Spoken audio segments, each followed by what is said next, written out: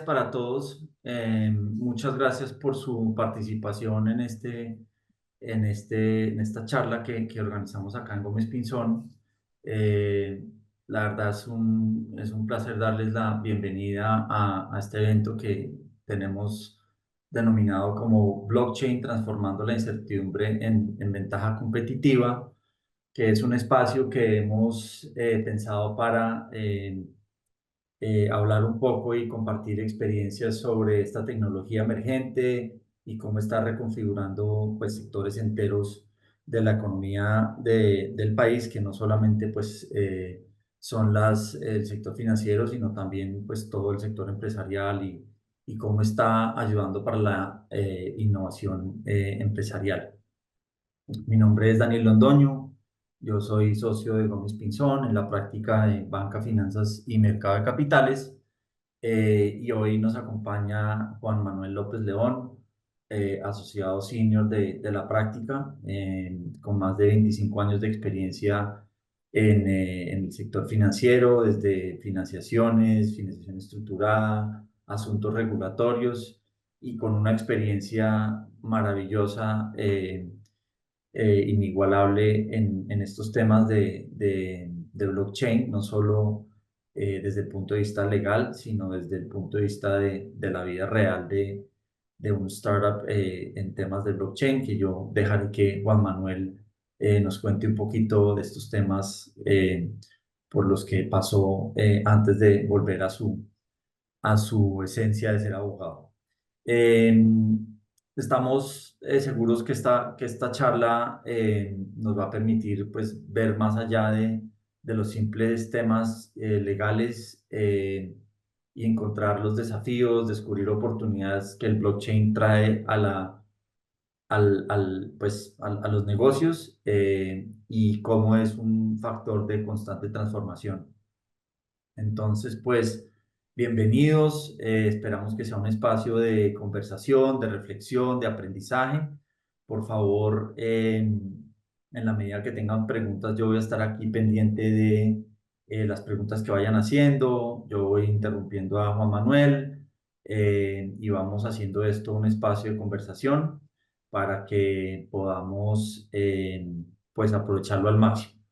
Juan Manuel, bienvenido, tiene la palabra. Muchas gracias, Daniel, y pues muchas gracias a todos los que están participando en este webinar. Voy a compartir entonces la presentación. La idea de la conversación de hoy es mostrarles un poco o desbloquear lo que significa blockchain, porque blockchain suele ser considerado como un tema eh, tabú por algunos, un tema desconocido, un tema que todavía no llega a los mercados tradicionales o a las empresas tradicionales, y precisamente lo que queremos en el día de hoy es mostrarles cómo esta tecnología sí puede disrumpir muchas de las cosas o muchas de las industrias en donde seguramente muchos de ustedes están o quieren entrar. Mi nombre es Juan Manuel López, soy asociado senior de la firma Gómez Pinzón. Tengo, como le decía Daniel, más de 25 años en mercados financieros, pero más allá de la experiencia profesional, soy un apasionado por los temas de tecnología y tal vez lo más importante es que uno de mis propósitos a lo largo de mi carrera profesional siempre ha sido tratar de acercar la tecnología a las empresas, a los mercados, hacer que los mercados funcionen y que sean realmente un motivo de transformación de las empresas, de las personas y también de las sociedades. ¿Cuál es la agenda que tenemos para hoy? Básicamente tres temas. ¿Por qué la transformación basada en blockchain ya no es opcional? ¿Qué es lo que está pasando afuera? ¿Qué es lo que está pasando aquí también en Colombia? ¿Por qué blockchain redefine cómo se gestionan activos, contratos, riesgos? Y finalmente, ¿cómo podemos hacer para hacer más eficiente la gestión diaria, digamos, o los proyectos que ustedes tengan en las empresas? Primero, ¿cuál es la oportunidad? ¿Por qué el blockchain ya no es opcional? Lo que quiero mostrarles un poco acá es cómo el mundo ha ido acogiendo la tecnología blockchain mucho más allá de lo que para muchos suele ser evidente. Este ya no es un tema de startups en un garaje haciendo implementaciones basadas en criptos o proyectos que para muchos pueden ser aislados. Por el contrario, estos son temas que son acogidos hoy en día por empresas muy importantes, como lo vamos a ver ahorita en adelante. Primero, ¿qué es blockchain? Y de una manera muy simple, blockchain es una tecnología, como lo fue en su momento la radio, la televisión, el internet. ¿Cómo funciona y cuáles son los fundamentos que permiten que escuchemos música, veamos películas o podamos conectarnos a internet? Pues es algo de tecnología que no es necesario que uno lo comprenda. Lo importante es saber para qué sirve. ¿Y para qué sirve el blockchain? Es una base de datos. Y tal vez lo más importante que tiene el blockchain es el poder transformador que esto significa. Con los abogados solemos diferenciar entre tipos de bienes tangibles e intangibles. Y los bienes tangibles, pues todos sabemos cuáles son las cosas, las que podemos capturar con los sentidos, pero los intangibles, siempre los abogados hemos tenido una duda de cómo se puede ejercer el derecho de dominio, o sea, la propiedad sobre algo que no es tangible. Y el mejor ejemplo de esto son las marcas, las patentes, etcétera. Y eso permitió o ha permitido que surja, digamos, toda una serie de activos intangibles sobre los cuales se ejercen derechos de propiedad. Con el surgimiento de esta tecnología, lo que hace básicamente es crear una alternativa para que se pueda ser propietario de activos intangibles, sin que exista un administrador de una base de datos. Me explico. Cuando hablábamos de marcas y patentes, si yo quiero ser el dueño de la marca, cualquiera, Coca-Cola, Gómez, Pinzón, etcétera, yo necesito a alguien que me certifique que yo soy el dueño de esa marca. Entonces existe las oficinas de patentes, la Superintendencia de Industria y Comercio, etcétera, etcétera. Blockchain lo que permite es que o prescindir de ese intermediario que legitima la existencia o la propiedad o el registro de ese activo intangible. Entonces yo ya no necesito que exista un tercero o no necesito ir a una oficina para decir que yo soy el propietario de ese activo intangible. Yo ya, gracias a blockchain y a la tecnología, pues yo puedo simplemente a través de mi billetera, que es el mecanismo a través del cual yo disfruto, digamos, de estos activos, pues puedo acreditar la propiedad de ese activo. De manera que puedo excluir a los demás, digamos, de ese activo y está en mi billetera de la cual yo soy el único dueño. Entonces, esta tecnología permite registrar datos, operaciones de una forma transparente, inmutable y sobre todo, digamos, descentralizada. Y esto es una revolución gigantesca porque esto es más o menos, lo he dicho muchas veces en diferentes foros, esto es más o menos igual a lo que pasó hace 500 años cuando surgen los títulos de valores y la contabilidad y eso revoluciona los mercados financieros, surgen los bancos y todo lo que terminó siendo, digamos, la evolución mercantil de los últimos 500 años. Esto básicamente va a hacer y está haciendo exactamente eso. Está revolucionando la forma como se adquiere la propiedad. Porque lo que hemos hecho en los últimos tal vez 25 años, ustedes con absoluta seguridad están de acuerdo conmigo, es que hemos ido creando muchos activos digitales, muchos activos intangibles, muchos activos por Internet. Y hoy en día, gracias a esta tecnología, pues vamos a poder ser dueños o propietarios de esos activos. Entonces, la revolución está empezando y esa es la gran oportunidad que hay para todos. Quiero mostrarles un video. Canton es una red de intermediarios financieros y ya les cuento por qué termina siendo interesante. Our world's financial systems, who have been eyeing the promise of.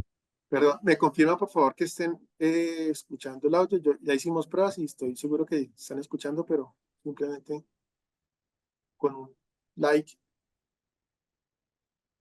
Those who carry the weight of our world's financial systems, who have been eyeing the promise of a better way to do business, bear the responsibility of having to say no all too often. No, decentralization doesn't remove my need to be compliant. No, complete transparency doesn't protect our customers' data. No, interoperability can't require forfeiting control. And the truth is, until now, the no's have been right. But to us, saying no wasn't the end of innovation. It was the inspiration for a better solution. So, we designed a network the largest financial institutions in the world can finally say yes to. A network on which we can build the fundamental connections that create new value. Connections established by need and utility.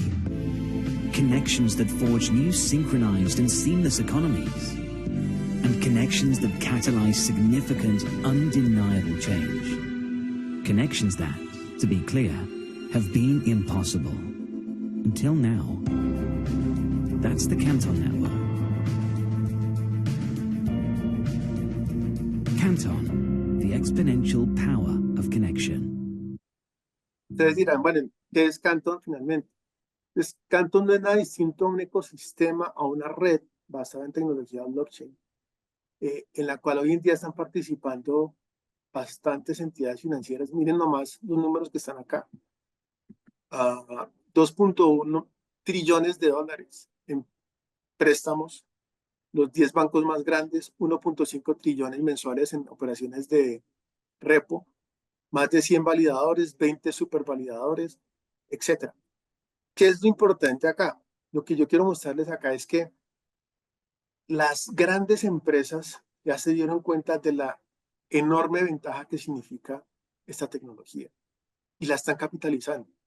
Y como todo en la vida, hay momentos en la historia de las personas, de las empresas, de los países, en los que surgen oportunidades para saltarse, digamos, el camino que está trazado de manera regular. Hay una oportunidad aquí de saltar hacia adelante, de brincar más allá de lo que uno puede hacer, lo que uno cree que podría haber hecho, utilizando o creando precisamente estos ecosistemas. Muchos dirán, bueno, pero ¿yo cómo lo aplico en el día a día de mi empresa? Pues si tú eres una empresa que, por ejemplo, está en el mercado, digamos, del otorgamiento de créditos, que hay muchas fintech, utilizar esta tecnología les va a permitir capitalizar mucho. Por ejemplo, creando un ecosistema como este. Canton, ¿qué es lo que hace? Básicamente es une a las partes. Entonces, la infraestructura que está detrás de Canton está basada en esa tecnología y hace exactamente lo mismo que una infraestructura tradicional, pero al utilizar esta tecnología, los roles son diferentes y los beneficios son mucho más altos porque la tecnología simplifica mucho los procesos internos que permiten realizar estas operaciones. Entonces, vamos a poner el ejemplo de cartera de una entidad que otorgue crédito. El mecanismo tradicional terminan siendo intercambios de información y cruces y flujogramas y cruces de información por los medios tradicionales. Bases de datos de la entidad, de los terceros, de las personas que les prestan un servicio, de los bancos, de los fondeadores, etcétera, etcétera. Y todo eso todas esas bases de datos de cada una de esas partes está desagregada. Utilizando esta tecnología y la ponen en la mitad, lo que termina facilitando es que cualquier persona desde cualquier parte del mundo se conecte. El mejor ejemplo es esta red de Canton y participe dentro del ecosistema. Entonces yo podría, por ejemplo, cualquiera puede entrar a Canton y decir, oiga, yo quiero ser un intermediario en repos. Y toda la información de ese tipo de operaciones está allí. Entonces yo me puedo vincular, yo puedo comprar, yo puedo vender, yo puedo participar. Yo puedo decir, oiga, no, yo quiero ser lo que llaman ahí validadores, etcétera, etcétera. Es decir, esto es todo un ecosistema. Esto está exactamente igual a como cuando surge la radio, la televisión, el internet, que cambia los paradigmas y crea nuevas oportunidades. Y obviamente quienes tracen, pues piensen sobra decirlo, pero ustedes están muy jóvenes, pero nosotros vimos el surgimiento de las grandes tecnológicas que hay hoy en día, los Meta, los Google, etcétera, los vimos muy chiquitos como startups, como proyectos que estaban empezando. ¿Qué fue lo que hicieron ellos distinto? Crearon el ecosistema a través de lo que era en ese momento la Web 2, y hoy en día la oportunidad está sentada ahí para crear el ecosistema de lo que es Web3. Entonces, la invitación es a que tengan la disposición de considerar esta tecnología dentro de sus proyectos de crecimiento o de desarrollo de nuevos negocios, porque la oportunidad está ahí para todos. Y este es el momento de hacerlo. ¿Qué está pasando además en el mundo real? Además, no es, vuelvo y les digo, no es solamente startups los que están haciendo esto. Allá en Canton son los 10 bancos más grandes, pero aquí también la tokenización de pagarés, por ejemplo. Esto es un proyecto de Basilea. Basilea es como el organismo que centraliza la información y la regulación para los bancos a nivel global. El Banco Mundial, los participantes de este ecosistema son entidades que tienen toda la legitimidad desde el punto de vista de seriedad de lo que están haciendo. Y ellos hicieron una prueba para tokenizar unos pagarés entre el Banco de Suiza, el Banco Mundial y pues obviamente Basilea, para ver si eso podía funcionar. Esto es reciente, esto tiene más, probablemente tiene unas 2 o 3 semanas.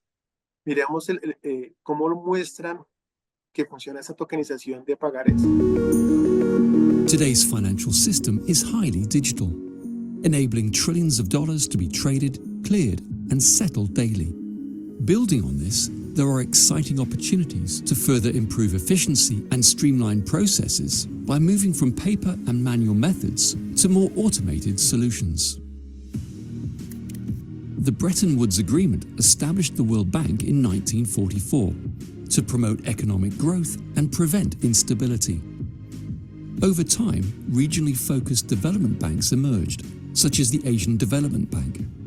Since inception, these multilateral development banks have been funded in part by commitments from member countries, recorded on paper, known as promissory notes, a method mostly unchanged and unchallenged for decades. What is a promissory note? A promissory note is a written promise made by a member country to pay a specific sum as part of its contributions to a multilateral development bank by a future date.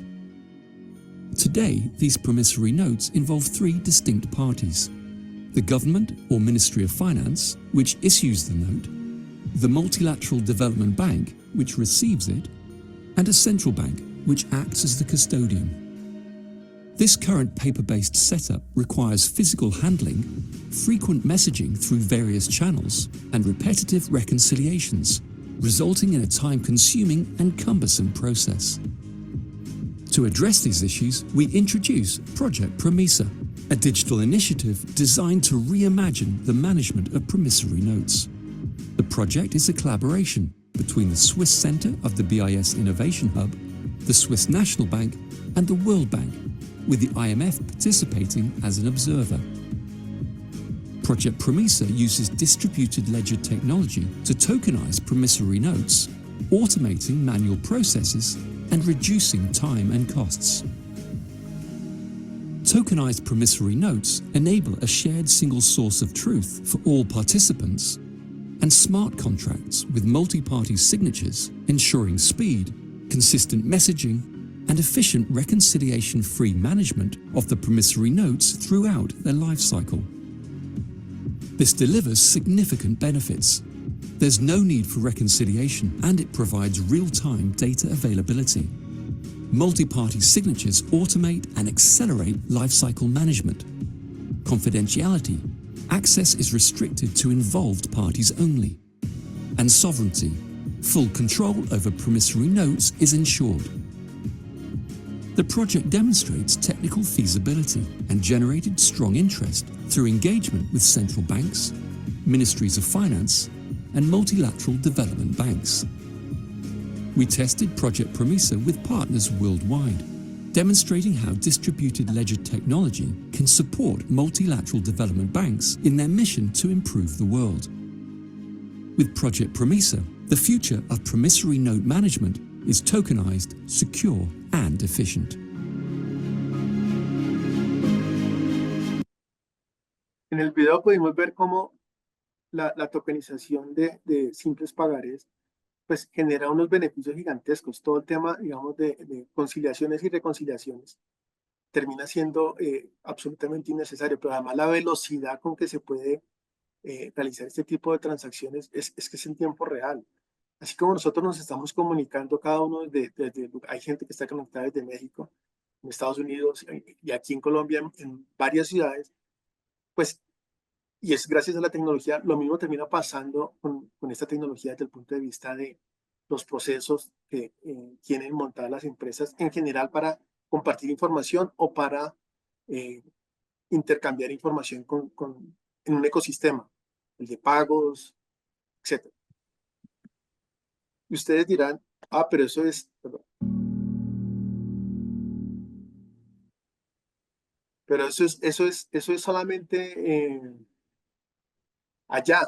No, ya vamos a ver los más casos de esta industria en América Latina. Antes de pasar a eso, quiero mostrarles uno de los que a mí más me encanta, es este de Broadridge, que es una compañía de tecnología que empezó a implementar todo el tema de repos a través del blockchain. Miren nomás este número que está acá abajo del volumen de transacciones mensuales, 1.5 trillones de dólares. 1.5 trillones de dólares. El PIB de Colombia es de más o menos 350 billones de dólares anuales. O sea que esto hace en un mes más o menos 7, 8 veces lo que en Colombia se produce en un año. O sea que mensualmente es 80, 90 veces más grande que el mercado colombiano. Y es una tecnología y es un producto que no tiene más de 3, 4 años. Entonces, eh, el mundo nos está mostrando para todos la oportunidad trazada en esto y la ventaja competitiva que significa ser pionero en esto. Aquí un dato interesante, ¿cuánto se ahorra esta infraestructura frente a una infraestructura tradicional? Y ahí está 25% de eficiencia. Esta es una de una frase, digamos, en donde básicamente lo que dicen es que por mucho tiempo la tecnología ha sido una barrera que ha puesto limitaciones para maximizar el uso de capital.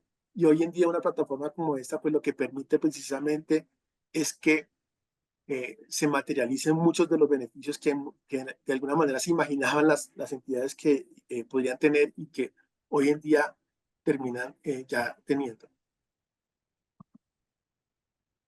Pero ¿qué pasa en América Latina? Y aquí quiero mostrarles también que no es solamente las empresas de por allá lejos, en Europa o en Estados Unidos o los mercados lejanos, no. Son los mercados en los que hoy en día interactuamos.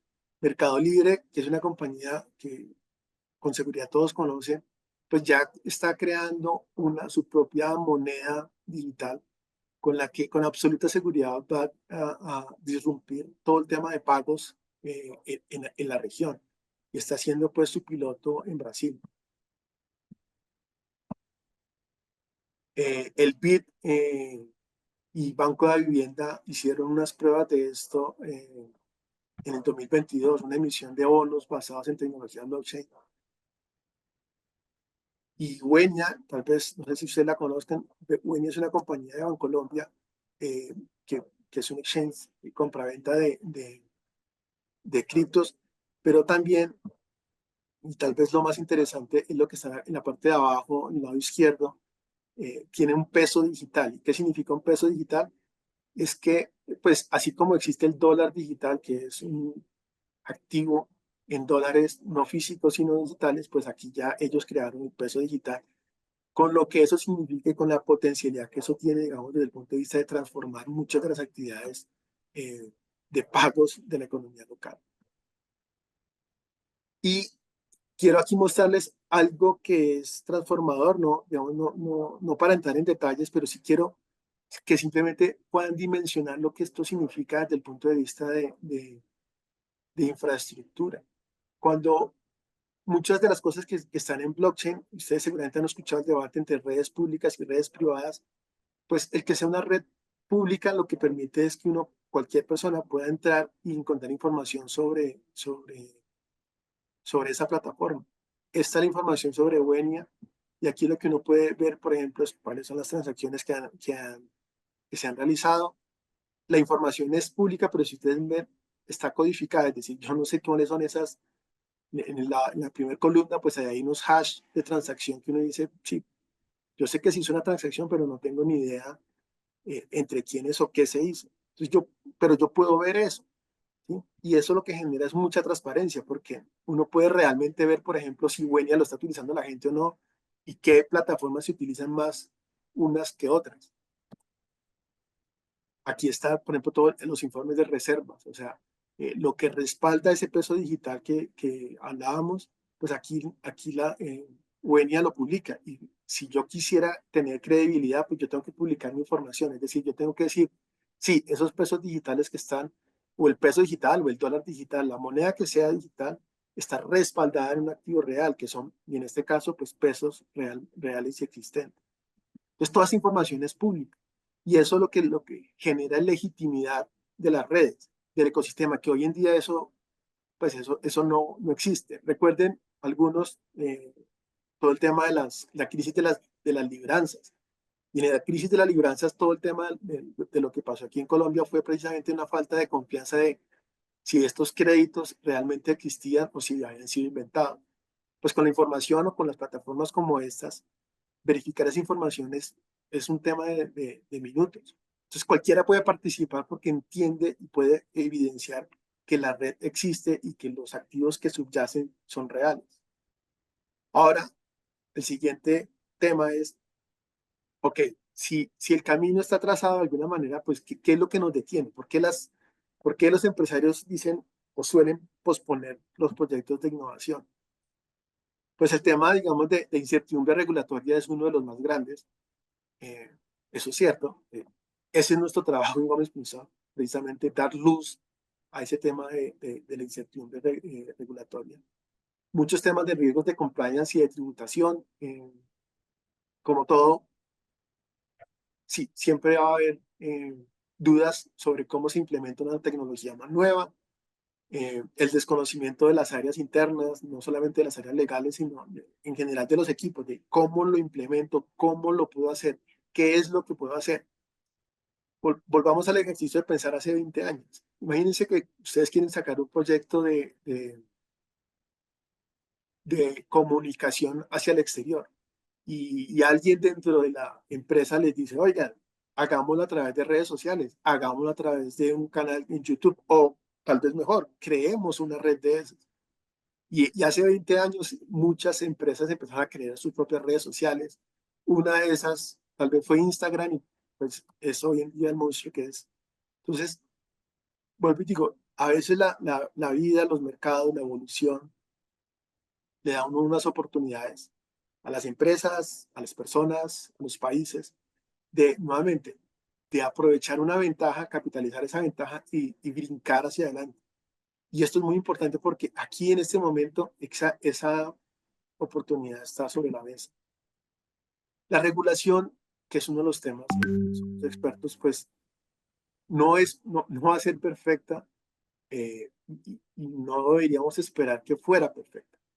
El marco legal casi siempre es imperfecto y en estos temas pues, de innovación pues sí, siempre existen muchas dudas, pero lo que hoy en día existe pues es suficiente para poder empezar y en eso nosotros podemos acompañarnos.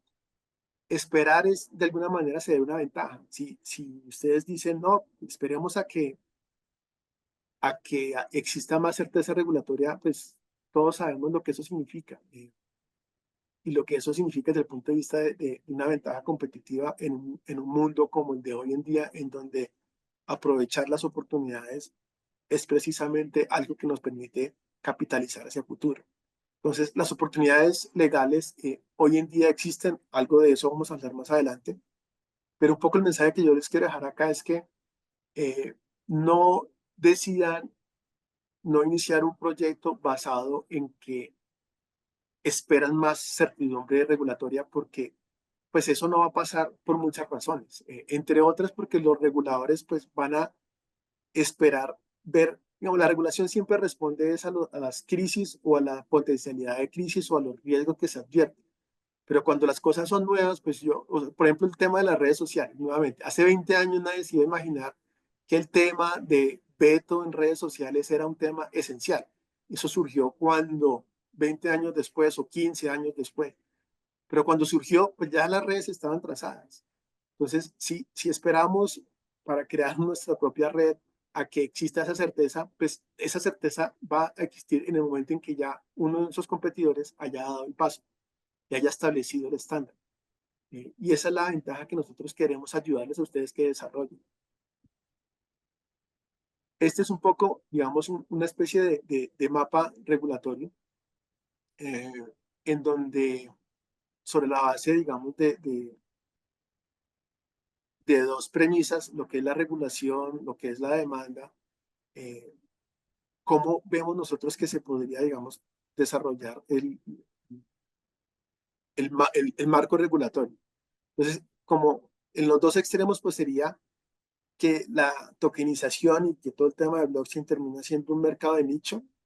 Eso significa que la demanda es pequeña, es decir, no consigue una penetración grande, que la regulación no permite o no facilita la innovación, entonces termina siendo un mercado de nicho.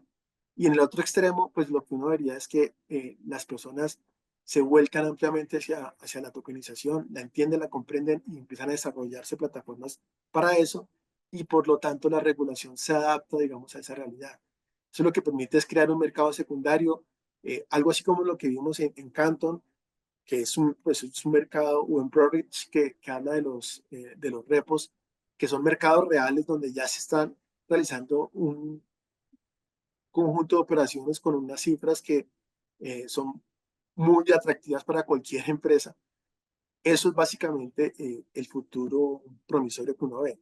Entonces, en ese primer escenario donde es un éxito, lo que uno ha visto ahora es que la tokenización va a redefinir los mercados de capitales y de alguna manera va a permitir que estos mercados sean más eficientes, facilita el acceso y la innovación en esos mercados.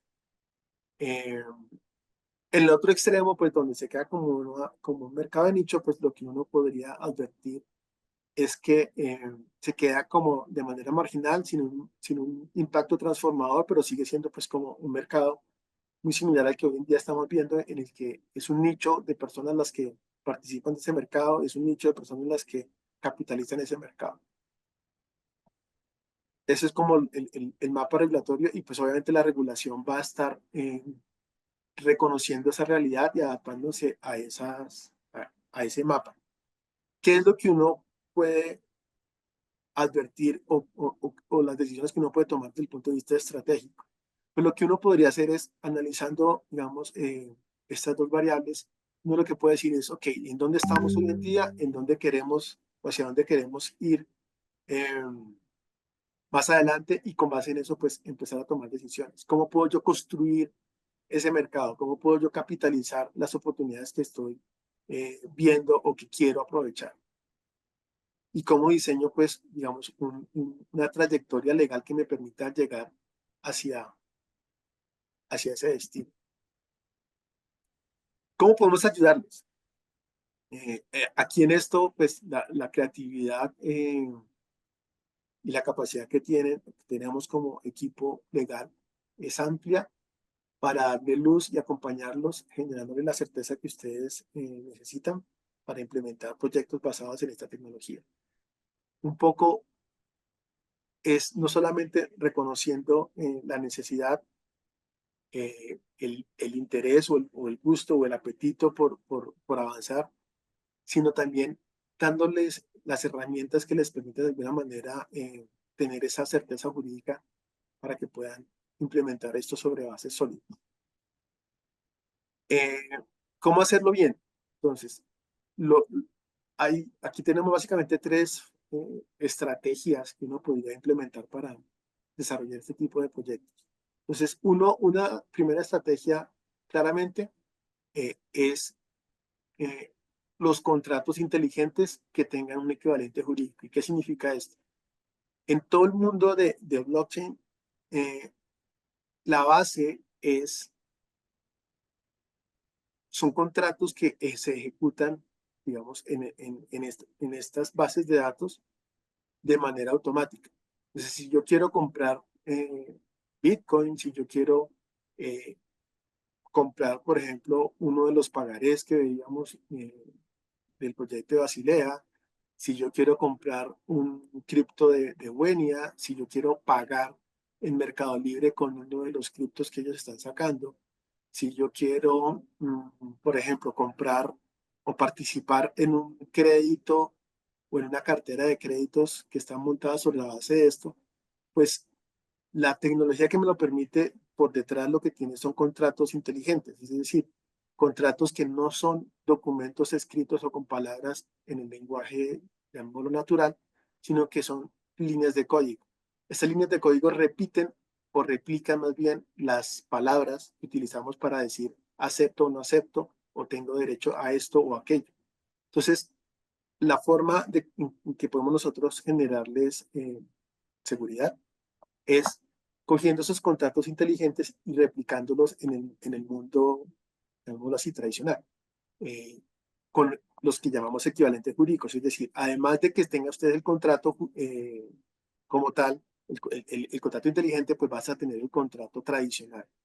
Entonces, de esa manera, se generan en los dos mundos, en el mundo cripto y en el mundo físico, digámoslo así, se generan los vínculos jurídicos que me permiten a mí hacer exigibles los derechos y las obligaciones. Esa es la estrategia 1. Otra, y esta pues la hemos implementado ya, que es la tokenización respaldada en estructuras fiduciarias.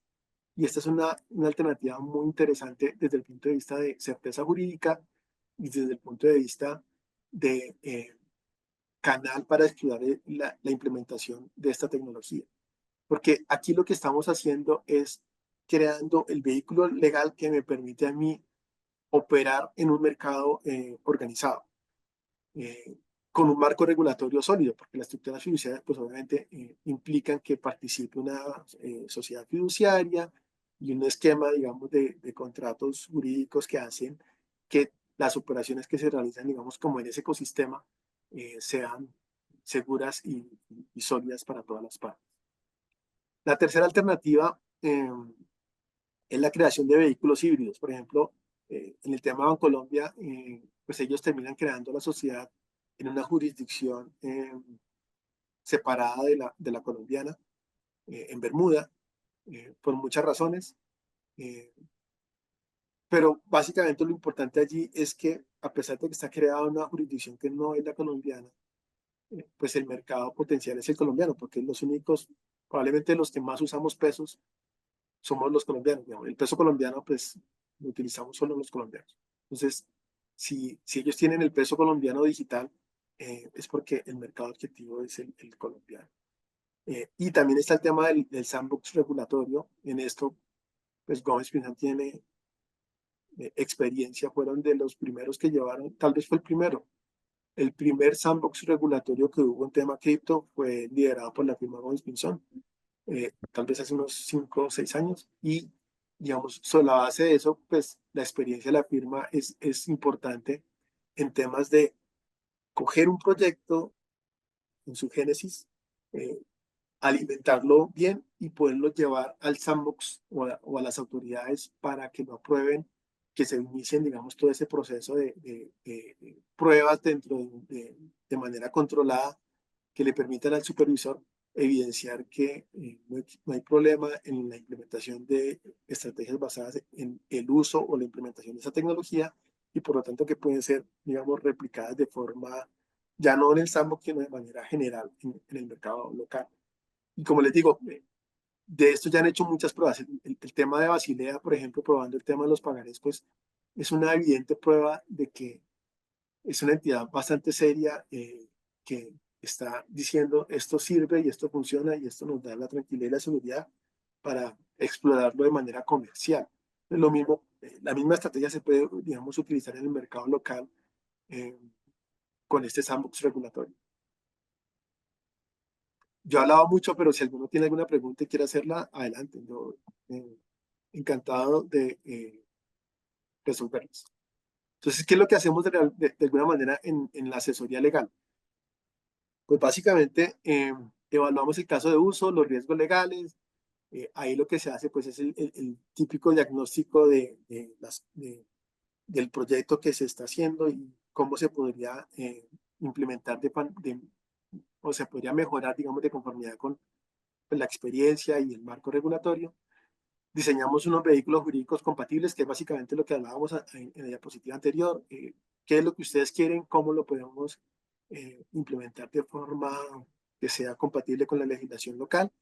Y pues el acompañamiento que tiene o que le podemos dar a las empresas o los proyectos, digamos, desde el punto de vista regulatorio, y sobre todo en una firma como Gómez, pues que tiene todas las prácticas de derecho para el mundo de los negocios, y es muy, muy reconocida, digamos, en el mercado local. Además tenemos la Affinitas, que es la red, digamos, de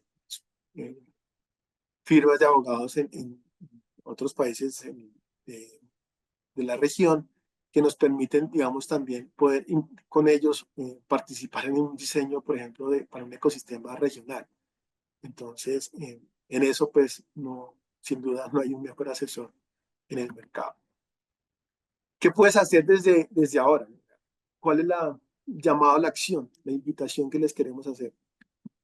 Pues yo lo primero que haría, digamos, después de esta presentación, en el lugar de ustedes, sería identificar cuáles son los procesos repetitivos o costosos o los proyectos que yo quisiera implementar para aprovechar la tecnología y la oportunidad de mercado que tengo o que estoy avisorando.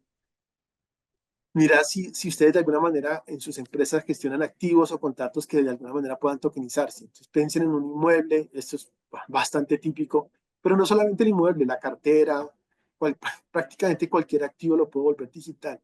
Y al volverlo digital, eso significa que tengo la potencialidad de que cualquier persona en cualquier parte del mundo participe de ese ecosistema.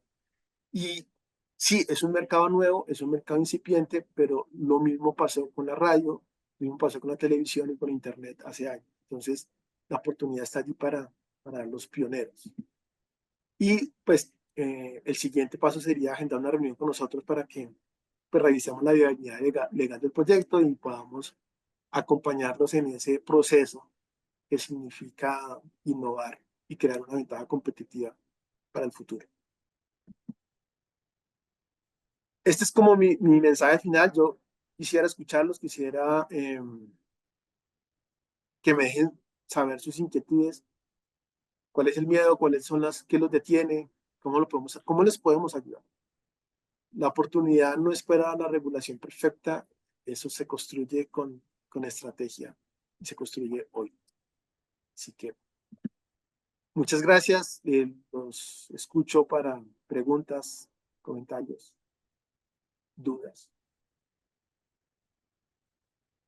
Si quieren, nos pueden poner las preguntas por el chat y con gusto las vamos, eh, si quieren, pueden levantar la mano y también les habilitamos, por supuesto, el micrófono.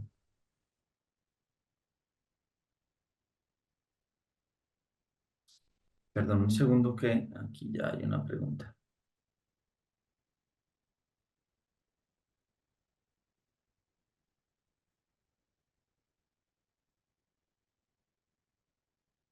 ¿Debería ser el Estado el que regule la legalidad y veracidad de un documento? Nos pregunta Jaime Hernán Moreno Bernal. La respuesta es no, digamos, la veracidad de un documento no debería requerir de la participación del Estado. Miremoslo hoy en día cómo funciona con los documentos físicos. Pues para poder decir que un documento es veraz, válido, vinculante, yo no necesito que el Estado me lo diga. Yo firmo un contrato con una empresa y es perfectamente vinculante. ¿Dónde surge el Estado?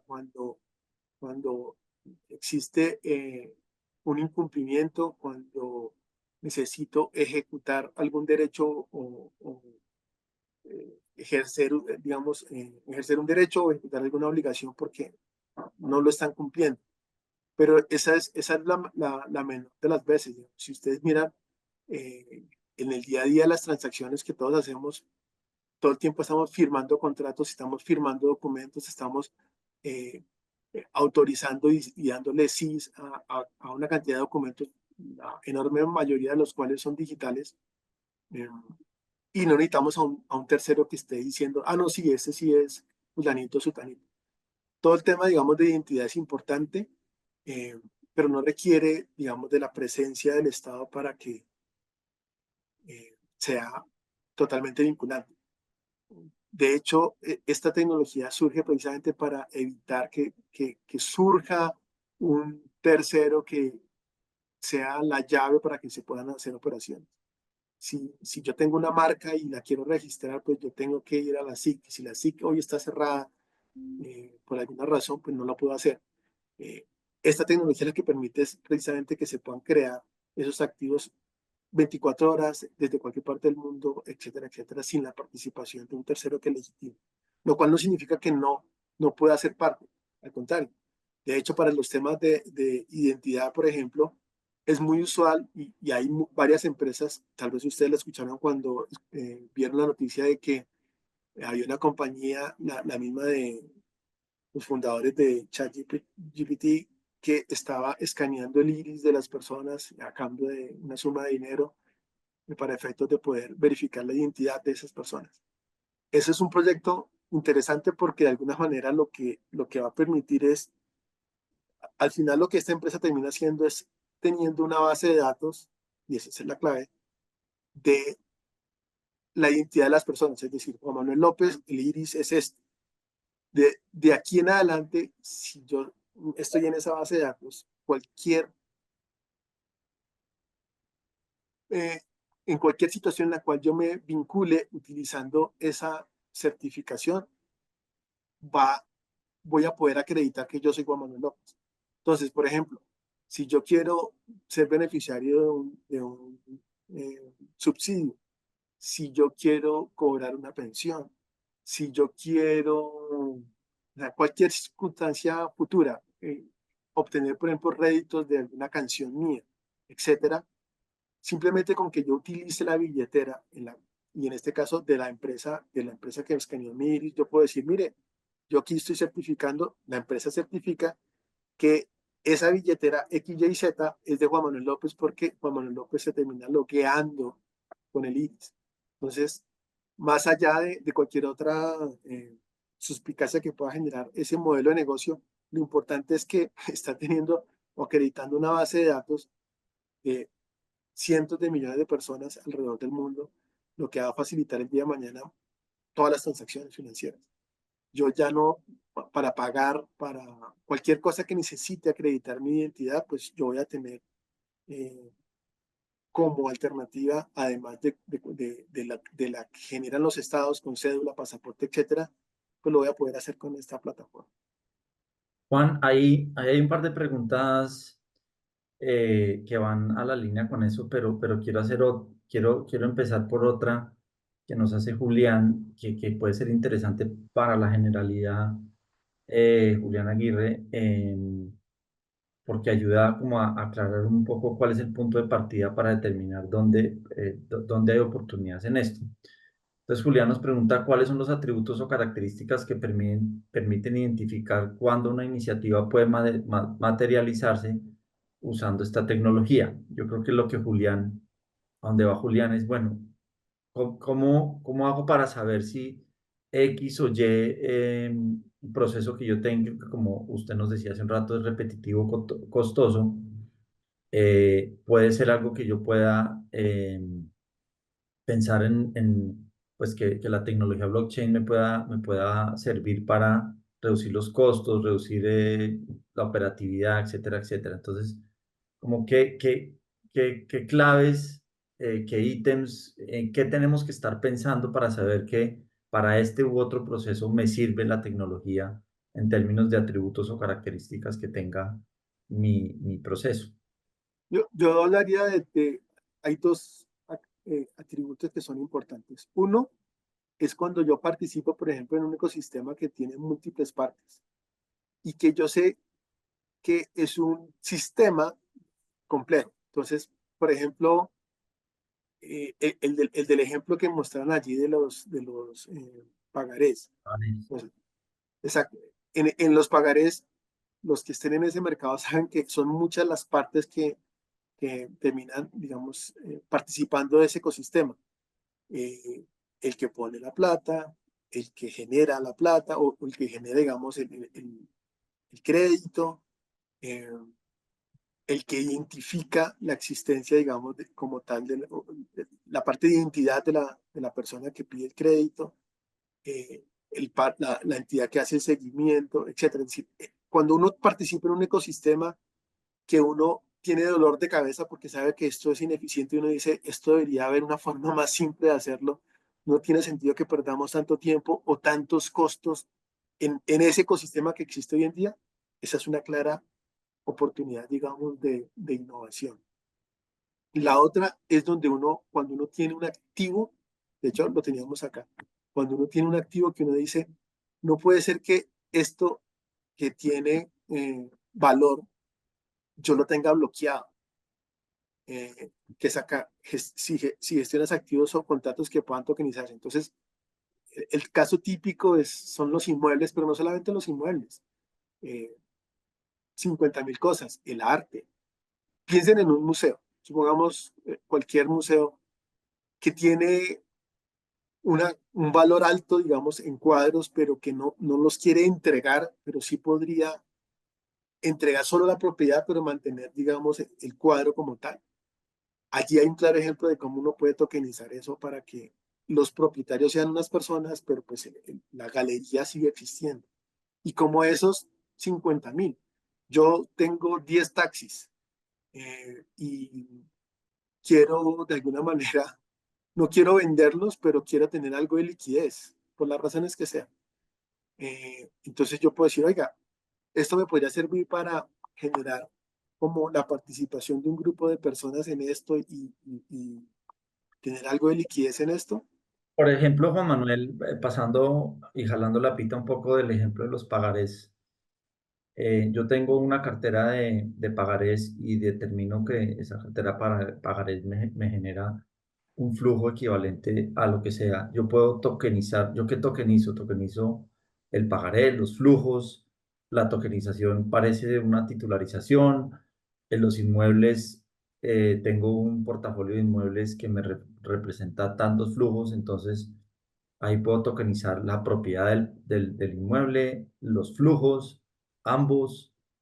Sí, eh, esa es una muy buena pregunta y esa es tal vez una de las preguntas, de las primeras preguntas que surge, digamos, dentro del proceso de investigación que uno hace desde el punto de vista o de la exploración legal inicial. Y la respuesta mía siempre ha sido, eso va a depender mucho, digamos, de las características del mercado y del subyacente. Y al final, un buen ejemplo son los derechos fiduciarios de los inmuebles. Entonces, si ustedes recuerdan, aquí hubo un boom hace unos tal vez 10 años de tema de derechos fiduciarios, tal vez incluso un poco más, de los derechos fiduciarios, y cada estructura era de alguna manera, no necesariamente cada una era diferente, pero sí habían diferentes características. Algunas era, yo soy el dueño del inmueble, en otros, los derechos fiduciarios recaían en los beneficios económicos, en otros, era, yo soy la entidad que alquila el inmueble, es decir, el arrendatario, y por lo tanto comparto la utilidad con el que la va a usar, etcétera, etcétera. Entonces, un poco, eso dependía mucho, digamos, de la forma como se terminaba estructurando y va a depender de la naturaleza subyacente. ¿Qué es lo que quieres tokenizar? ¿Qué es lo que tiene valor? y, Eh, en, eh, y en los procesos de contratos inteligentes, si yo tengo un proceso de contratación que es muy pesado, muy repetitivo, ¿por qué no, de nuevo con el tema de atributos y características, damos un ejemplo de cómo puedo facilitar ese proceso por vía de la tecnología blockchain? un ejemplo es trazabilidad ahí, por ejemplo. Entonces, un ejemplo bueno de eso son las constructoras hoy en día, por ejemplo, con todo el tema de la fiducia inmobiliaria, y la necesidad de estar reportando información en tiempo real, ojalá, a los inversionistas de un proyecto inmobiliario. Eso es un proceso que, nuevamente, es un ecosistema, muchas personas, muchos procesos, muchos intermediarios, mucho flujo de información. Entonces, vos puedes montar todo ese proceso en una sola base de datos, o sea, blockchain, que le permite a cualquier persona conectarse y encontrar información. Cualquier persona, obviamente autorizada. Yo puedo restringir el acceso a la red. O sea, cualquiera no se puede entrar a Canton Network, por ejemplo. Está restringida, solamente esto. Entonces yo puedo Lleva- restringirla. Eso nos lleva a una pregunta posterior que hizo también Jaime Hernán, y es si el documento está en esos nodos, y entonces hace una pregunta que yo quiero que nos ayude a mandar un mensaje de tranquilidad, y resulta adulterado por alguna razón. ¿Quién responde cuando es un privado como Canton el que administra pues ese sistema? Entonces hablemos un poquito de la potencialidad de que esas cosas se adulteren o alguien entre ahí a, digamos, hacer lo que no tiene que hacer. La ventaja de esto es que como la base de datos es una sola base de datos y todos tienen acceso a la base de datos, la probabilidad de que se adultere esa base de datos es casi cero.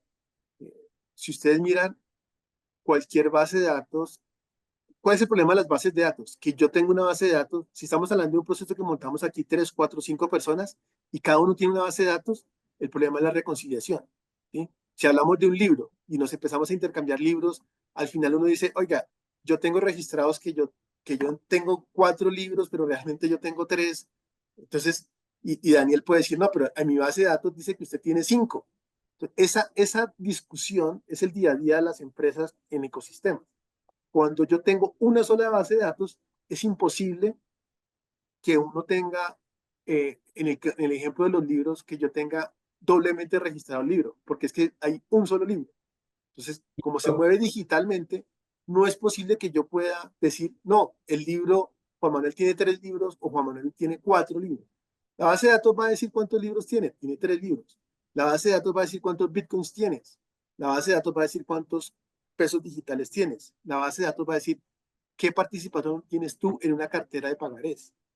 Es Y imposible, esa misma base de datos no puede, digamos, ser adulterada porque además hay registros de todos los movimientos alrededor de esa base de datos, ¿correcto? exacto, es inmutable. Ese es el gran atributo de esto. ¿Por qué las otras bases de datos no tienen la misma característica? Porque son vulnerables y sobre todo porque no es una sola persona teniendo la base de datos. La registraduría, una sola persona. La bolsa, una sola persona. El banco, una sola persona. Cualquier base de datos termina siendo una sola persona. ¿Sí? Entonces, si esa persona se corrompe interna o externamente, adultera la información y nos genera un lío a todos los que participamos dentro de ese ecosistema. Cuando la base de datos es de todos, yo para que sea legítima, tendría que cambiar la base de datos de Daniel, la base de datos de Juan Manuel, de Pedro, Pablo, María, etcétera. Eso es lo que hace que no lo puedes hacer. Aunque Jaime dice, y nos presenta un debate que eso no es exacto porque los criptos pueden ser, y él usa la palabra jaleados permanentemente. Entonces, Hackeada, sí, hackeados. sí. Pues, como todo, digamos, Bitcoin, a Bitcoin no lo han hackeado la red, lo que han hackeado las personas, o sea, la red es inmutable y no es hackeada. Lo que hackean es al propietario de la red. O sea, a mí me pueden robar mis criptos, sí, si yo soy, como todo en la vida, si yo soy descuidado, si yo publico mis claves, si yo no sigo los parámetros de seguridad, etcétera, pues cualquier persona me las va a poder robar. Como me pueden robar lo físico, me pueden robar también lo digital. Ahí no hay diferencia. La diferencia está en que la red, cuando está en esta tecnología, sí es inmutable.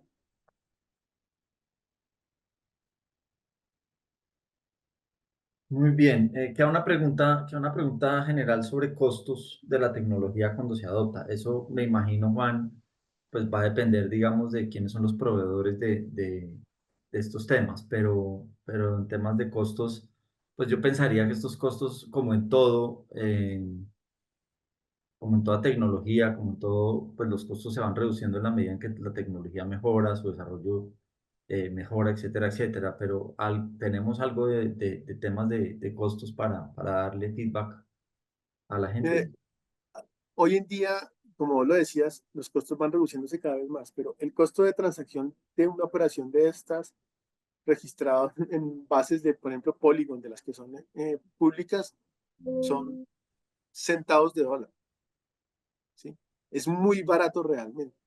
Eh, es una revolución, digamos, es muy parecido a lo que es cloud computing y los costos que significa tener la información arriba, en el cloud.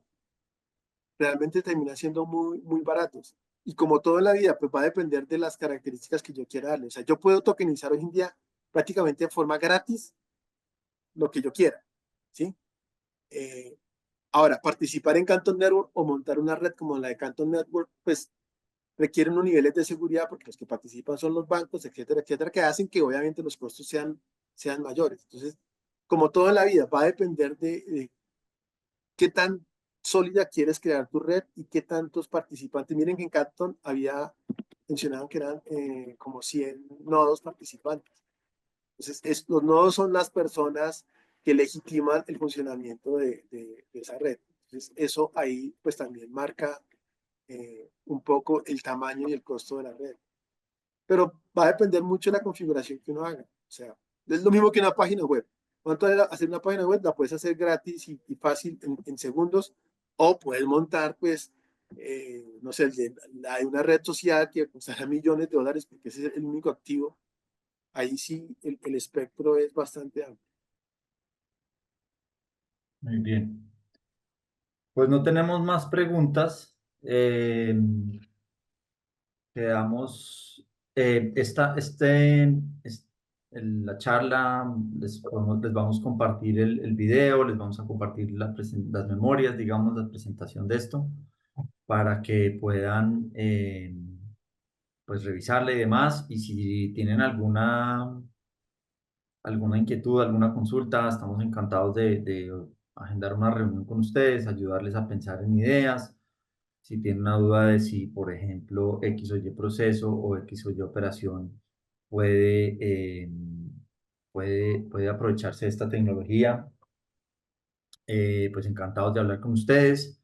Eh, Esperamos les haya agradado esta charla y los esperamos ver en futuras charlas que tengamos acá en Gómez Pinzón, que como ustedes saben, eh, pues hacemos esto de manera seguida para invitarlos a pensar en temas nuevos, a pensar en temas que se están dando en el mercado. Entonces, pues muchas gracias a todos por estar acá y nos vemos en una próxima oportunidad. Muchas gracias.